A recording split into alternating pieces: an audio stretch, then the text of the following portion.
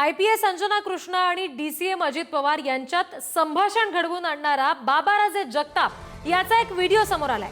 बाबाराजे जगताप हा राष्ट्रवादीचा कार्यकर्ता नशा करतानाचा व्हिडिओ समोर आलाय आणि त्यामुळे जगताप याच्या अडचणीत आता भर पडलेली आहे। मुरुम उत्खननातल्या प्रकरणामध्ये कारवाई गेलेल्या IPS अंजना कृष्णा आणि उपमुख्यमंत्री अजित पवार यांच्यातील संभाषण मध्यंतरी व्हायरल झालं आणि त्याचा नवा व्हिडिओ आता हा समोर आल्यानंतर आता आणखी मोठा वाद उफाळण्याची शक्यता आहे। ही दृश्य बघतोय आपण। नशा करतानाचा हा व्हिडिओ बाबाराजे जगताप याचा आहे, ज्याने थेट अजित पवारांना फोन लावून दिला होता। अंजना कृष्णा आणि अजित पवार यांच्यातला झालेला संवाद आपण ऐकलेला होता आणि आता याच कार्यकर्त्याचा हा नशा करतानाचा व्हिडिओ समोर आलाय।